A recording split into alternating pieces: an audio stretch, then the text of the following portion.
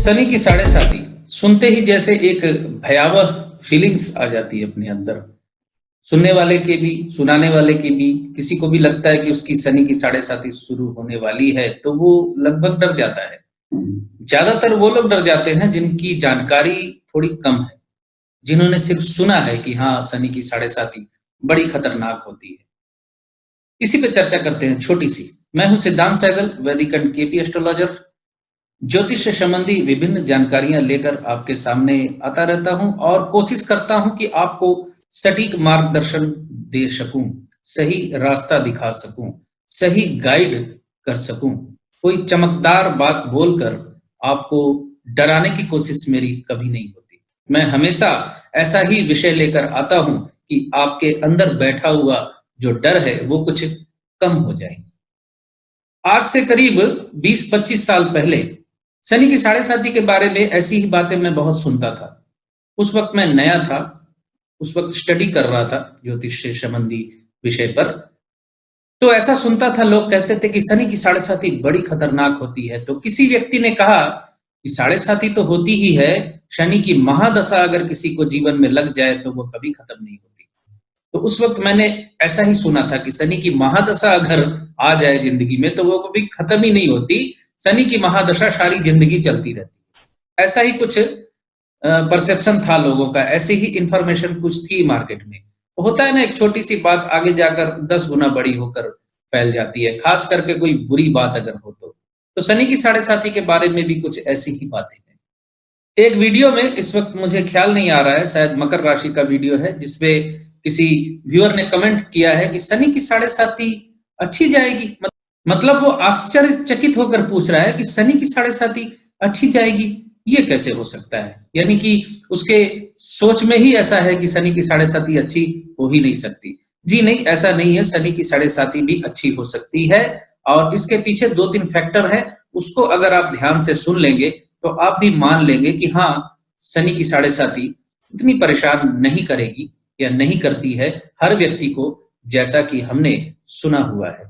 पहली बात तो ये कि शनिदेव अगर आपकी जन्म कुंडली में जहां बैठे हैं वहां अष्टक वर्ग में, यानी भिन्नाष्टक वर्ग में शनिदेव को अगर ज्यादा रेखाएं मिली हुई है, मान लीजिए 5 रेखाएं, 6 रेखाएं लेकर शनिदेव बैठे हुए हैं आपकी जन्मकालीन कुंडली में, तो पहला स्ट्रॉन्ग बिंदु ये हो गया।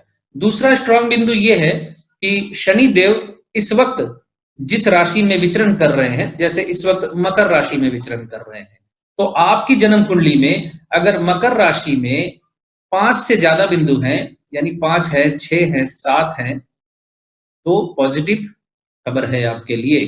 तो शनि की साढ़े साती आपको उतना परेशान नहीं करेगी जितना आप सोच रहे हैं या जितना कोई आपको कह देता है, डरा देता है। आपकी जानकारी अगर कम है, ज्योतिष तो आप है नहीं, सब तो ज्योतिष नहीं होते, तो जिनकी जानकारी कम है वो लोग डर जाते हैं। उन्हें बस अचानक से बोल दिया जाता है कि शनि की साढ़े साती शुरू हो गई है आपकी, तो भैया अब तो एकदम सावधान रहिए या डरे डरे रहिए। तो 2 बिंदु मैंने बता दिए। पहला, आपकी जन्म कुंडली में शनिदेव जिस राशि में बैठे हुए हैं वहां अष्टक वर्ग में अगर शनिदेव के बिंदु ज्यादा है, 4 से ज्यादा है, मतलब 8 बिंदु होते हैं भिन्नाष्टक वर्ग में, तो वहां अगर आपको 5 बिंदु मिले हैं, 6 मिले हैं, तो आप थोड़ा सा निश्चिंत हो सकते हैं कि शनि की साढ़े साती बहुत ज्यादा परेशान आपको नहीं करेगी। दूसरा बिंदु ये है कि जिस राशि में विचर रहे हैं उस राशि में अगर 5 बिंदु, 6 बिंदु है तो रिस्क थोड़ी कम हो जाती है। तीसरा बिंदु जो है वो भी महत्वपूर्ण है। आपने ग्रहों के शत्रु मैत्री सारणी के बारे में सुना होगा।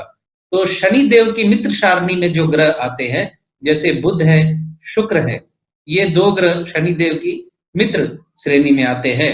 तो अगर जन्मकालीन आपकी जन्म कुंडली में शनि की साढ़े साती के वक्त शुक्र की महादशा चल रही है या शुक्र की अंतरदशा चल रही है या बुध की महादशा चल रही है या बुध की अंतरदशा चल रही है, तो शनि की साढ़े साती का प्रभाव आप पे कम पड़ेगा। अब चूंकि महादशा का चलना ज्यादा फेवरेबल है आपके लिए, जैसे बुध की महादशा है, शुक्र की महादशा है, तो आपके लिए ज्यादा सेफ्टी है। यहाँ अंतरदशा तो 2-2.5 साल में खत्म हो जाएगी, साढ़े साती तो 7.5 साल तक चलती है, लगभग 30 महीने।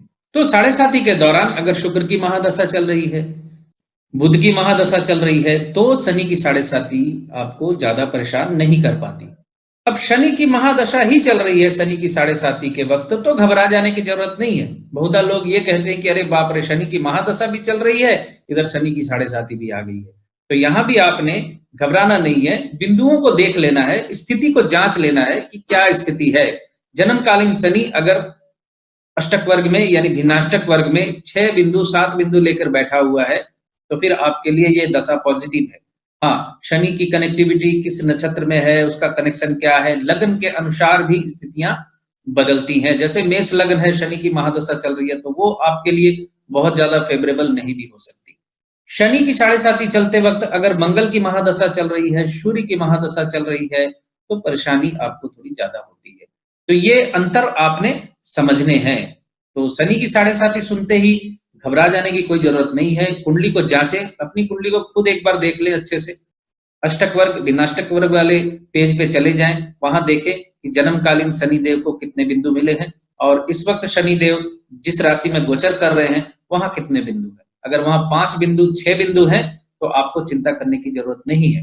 हाँ, बिंदु अगर कम है और जो मैंने बताया है पॉजिटिव उसका उल्टा है, नेगेटिव है, तो थोड़ी परेशानी वाली बात तो होती है। लेकिन शनिदेव किस नक्षत्र से गुजर रहे हैं, उसकी कनेक्टिविटी क्या है इस वक्त वर्तमान में आपकी राशि के अनुसार, उसका फलादेश तो मैंने मेष से लेकर मीन राशि में बड़े साफ शब्दों में और बहुत अच्छे तरीके से बताया है। उसे देखेंगे तो आपको शनि की साढ़े साती का फल क्या मिलने वाला है, इस साढ़े साती का ये जानने के लिए किसी भी ज्योतिष से बात करने की जरूरत आपको नहीं है। अगर मेरे ये वीडियो आप अच्छे से देख लें तो मैंने बहुत तफसील से कौन सा महीना कैसा जाएगा ये तक बताया है। ऐसा फलादेश, ऐसा एक्सप्लेनेशन यूट्यूब में आपको नहीं मिलेगा। अभी भी अगर आपने नहीं देखा है शनिदेव का गोचर फल मेष से लेकर मीन राशि तक का, तो अपनी राशि का जो भी फल है आप मेरे चैनल पर जाकर देख सकते हैं। तो ये था छोटा सा अपडेट आपके लिए शनि की साढ़े साती और शनि के इस गोचर के बारे में। वीडियो अच्छा लगे तो लाइक शेयर एंड सब्सक्राइब करके थोड़ा हौसला अफजाई भी जरूर कीजिएगा।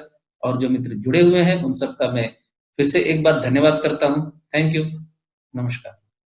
वैदिक ज्योतिष ज्योतिष का बेसिक मजबूत करने के लिए बहुत जरूरी है, पर अगर आप फलादेश में पारंगत होना चाहते हैं तो आपको कृष्णमूर्ति पद्धति सीखनी चाहिए।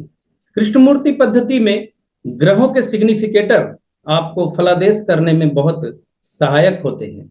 वैदिक में जहां ग्रह की स्थिति से फलादेश किया जाता है, कृष्णमूर्ति पद्धति में ग्रह जिस नक्षत्र में होता है उसके आधार पर फलादेश करते हैं। अगर आप ज्योतिषीय फलादेश में निपुण होना चाहते हैं तो कृष्णमूर्ति पद्धति सीखने के लिए मेरी ऑनलाइन क्लासेस ज्वाइन कर सकते हैं।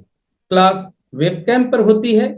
फर्दर इंक्वायरी के लिए आप मेरे व्हाट्सएप नंबर पर मैसेज कर सकते हैं।